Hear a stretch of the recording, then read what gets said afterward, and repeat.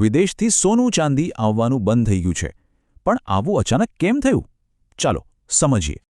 તો શું હવે ઘરેણાં ખરીદવા મોંઘા પડશે? આ સૌથી મોટો સવાલ છે. હાલમાં લગભગ 5 ટન સોનું ભારતના બંદરો પર અટવાયેલું પડ્યું છે. એ બજારમાં આવી જ નથી રહ્યું.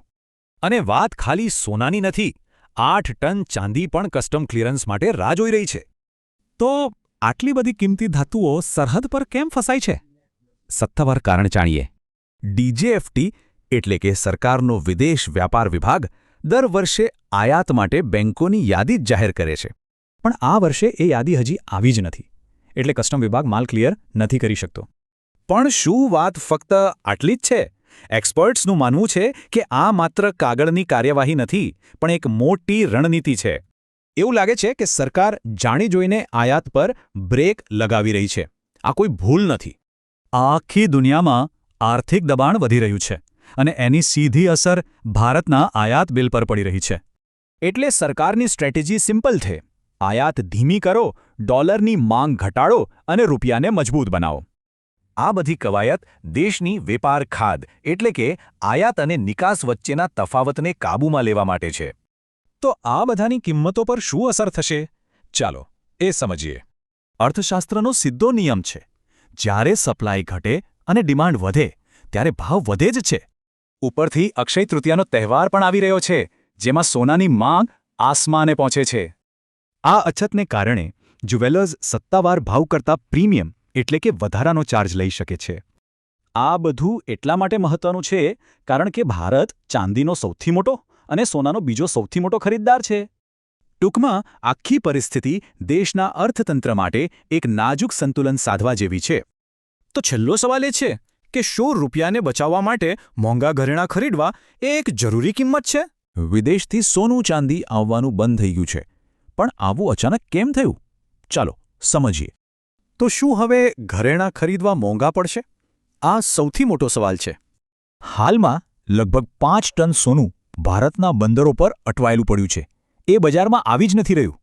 અને વાત ખાલી સોનાની નથી, 8 ટન ચાંદી પણ કસ્ટમ ક્લિયરન્સ માટે રાહ જોઈ રહી છે. તો આટલી બધી કિંમતી ધાતુઓ સરહદ પર કેમ ફસાય છે? સત્તાવાર કારણ જાણીએ. ડીજીએફટી એટલે કે સરકારનો વિદેશ વ્યાપાર વિભાગ દર વર્ષે આયાત માટે બેંકોની યાદી જ જાહેર કરે છે. પણ આ વર્ષે એ યાદી હજી આવી જ નથી, એટલે કસ્ટમ વિભાગ માલ ક્લિયર નથી કરી શકતો. પણ શું વાત ફક્ત આટલી જ છે? એક્સપર્ટ્સનું માનવું છે કે આ માત્ર કાગળની કાર્યવાહી નથી, પણ એક મોટી રણનીતિ છે. એવું લાગે છે કે સરકાર જાણી જોઈને આયાત પર બ્રેક લગાવી રહી છે. આ કોઈ ભૂલ નથી. આખી દુનિયામાં આર્થિક દબાણ વધી રહ્યું છે અને એની સીધી અસર ભારતના આયાત બિલ પર પડી રહી છે. એટલે સરકારની સ્ટ્રેટેજી સિમ્પલ છે. આયાત ધીમી કરો, ડોલરની માંગ ઘટાડો અને રૂપિયાને મજબૂત બનાવો. આ બધી કવાયત દેશની વેપાર ખાધ એટલે કે આયાત અને નિકાસ વચ્ચેના તફાવતને કાબૂમાં લેવા માટે છે. તો આ બધાની કિંમતો પર શું અસર થશે? ચાલો એ સમજીએ. અર્થશાસ્ત્રનો સીધો નિયમ છે. જ્યારે સપ્લાય ઘટે અને ડિમાન્ડ વધે ત્યારે ભાવ વધે જ છે. ઉપરથી અક્ષય તૃતીયાનો તહેવાર પણ આવી રહ્યો છે, જેમાં સોનાની માંગ આસમાને પહોંચે છે.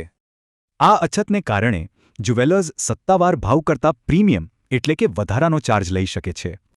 આ બધું એટલા માટે મહત્વનું છે કારણ કે ભારત ચાંદીનો સૌથી મોટો અને સોનાનો બીજો સૌથી મોટો ખરીદદાર છે.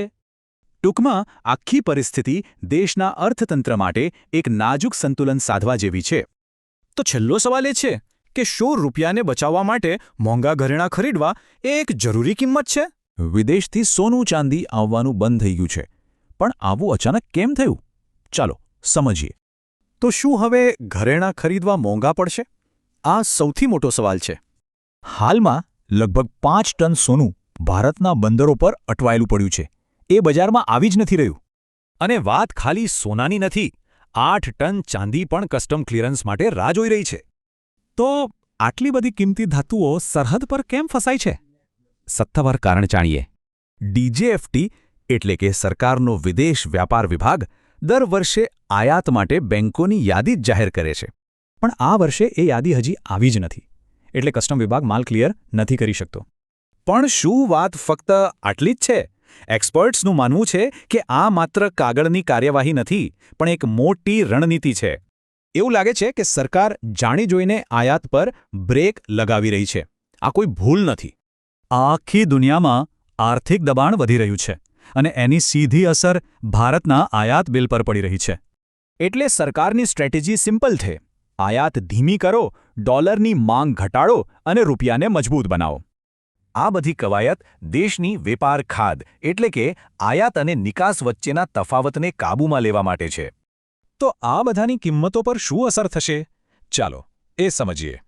અર્થશાસ્ત્રનો સીધો નિયમ છે, જ્યારે સપ્લાય ઘટે અને ડિમાન્ડ વધે ત્યારે ભાવ વધે જ છે.